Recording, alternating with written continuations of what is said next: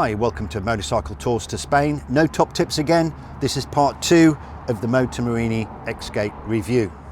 If you saw part 1, you know I love this bike. It does everything I want it to do. It handles beautifully, it's comfy, it's got amazing spec for the money. This is part 2, all the things that have gone wrong with it. And this is difficult to do actually, because as I said in part 1, this bike is the goose that laid the golden egg, or is it? When the bike was delivered, the delivery van drove off and I had a look round it and I noticed the pannier rails didn't fit. So I contacted the dealer. He said, yeah, I know they don't fit. We've tried three different rails. I thought, well, why did you send me a bike? Pannier rails don't fit. Oh, we'll get you some more. Promise we'll get you some more. Well, cut a long story short, I waited months and months and months. No pannier rails turned up. So I contacted the importer. Now, the importer, the original importer, is different to the importer we have now. It's changed.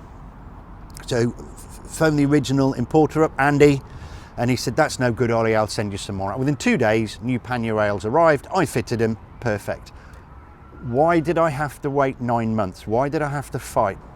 Who knows? Then I'm in Portugal and the bike had about 3,500–4,000 miles on it, and I go to use the clutch and the reach adjuster fell out, so I didn't have a clutch. Now, as standard, the brake and clutch have got the reach adjusters on it. That fell out. I'm mechanically minded, so I managed to get a different bolt in there and some gaffer tape, and my clutch worked. When I got back, I contacted the importer. Now we're on to the new importers, and said, listen, I need a new clutch lever. Where do I go? And they said, oh, go to Westonian Squire. So I called Westonian Squire. Now I know Westonian Squire. They're in Morton in the Marsh. They used to look after my Royal Enfield. I know they're a good dealer. Phoned them up and they said, no, we don't do Moto Morini anymore. Okay, never mind. So I got in touch with the importer again, and he sent me to, I forget the name of it, but it's up here near Tewkesbury, and they import the American Indian motorcycle. I took it up there, they took photographs of it. A week later, I contacted them and said, I'm getting in touch about my clutch lever, and they said, what are you talking about? Sorry about the noise again. They said, what are you talking about? I said, I bought my bike to you. No, we've never seen your bike, bring it back. Bloody hell, I haven't got time to go up there and back, takes a day. So I contacted the importer and he said, take it to Midlife Classics. I said, oh, are Midlife Classics a Moto Morini dealer? Because they're not on the website. He went, no, but that's where we take our press bikes. Hang on a minute. Moto Morini importers send the press bikes to a non-Moto Morini dealer to get serviced and looked after. Why do you think they do that? Well, because there's not many Moto Morini dealers, that's the problem. I must stress that since then, Midlife Classics are a Moto Morini dealer, but they weren't at the time. It took me 9 months to get the clutch lever sorted. Then the plastic rail around my swing arm, there's a bit of plastic there that the chain sits in. It's a known problem. The bolt underneath falls out. So the dealer is supposed to put Loctite on there, put that back in. Now, whether that was done or whether it wasn't done properly is anybody's guess, because guess what? Mine fell out and it melted on the exhaust. Took 9 months to get that. My USB pack's up. Took months to get that sorted. I've missed one. I was in Portugal. Bike was on about 5,000 miles and my throttle stuck. Not the fault of the bike, my fault. The handguards I'd fitted had got nudged or bashed or something, and it squeezed the throttle. It was a bit stiff. So I stripped it down at this roadside and noticed the throttle cable had frayed. So when I get back to the UK, sent it away. No, not covered. Wear and tear apparently. On a 18-month-old bike, throttle cable's not covered. So I emailed the importers and said, are you sure about this? Are you sure that you're not covering this? My bike's got a 3-year warranty. And they said, no, your bike's got 11,000 miles on it. I said, it has now, but it didn't have when it went.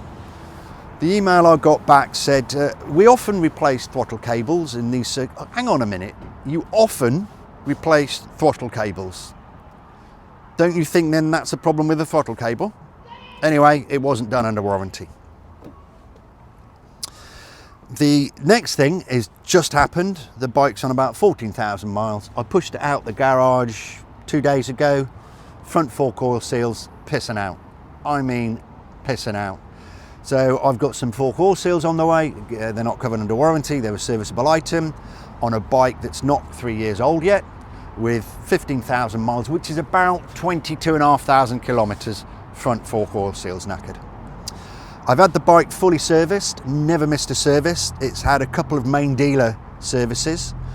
I'm on my second front tyre. I'm on my fourth rear tyre. I'm not blaming the bike for wearing out my tyres. I like sticky tyres because I do like to lean it in the corners. I'm also riding fully freighted, and I'm on Spanish roads, and the Spanish roads are super sticky, and they're quite aggressive roads.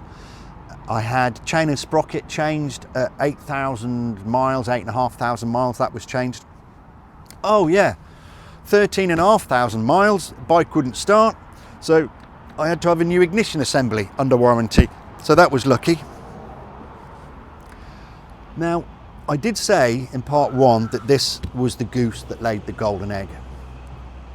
It could have been. I think what's happened is that the current importers have seen this goose and thought, we can make a quick buck out of that if we roast it. So they've killed the fucking goose and they've sold it off as goose pate rather than see this for what it really is. Where's their presence? Okay, they're at the ABR. Where else? They never go to any other shows. What are they doing? Why aren't they pushing this bike for what it is? It's an amazing bit of kit. Absolutely is. I don't know, I don't get it. So should you buy one? Whew. Do you play the lottery? I don't know. It's such a shame. They got me. Moto Morini had got me hooked on this bike. I was going to be Moto Morini loyal until they put me in a coffin. There's a new Escape coming out maybe later this year, the 700. By the time that comes out, this bike will be on 25,000. I need this for work. I should be putting an order down now for an Escape 700. I'm not going to though. I can't. Not while the importer behaves like they do. Moto Morini care, the importers. You're having a laugh. You make your own mind up if you want to buy one. That's such a shame. That's such a shame. It's freaking brilliant. It's brilliant. I'd expect problems. Look, when I bought the bike at the ABR, it's new. I expect something to go wrong. Fully prepared for it. I'm not pissed that my clutch cable frayed or my clutch lever broke. I'm not.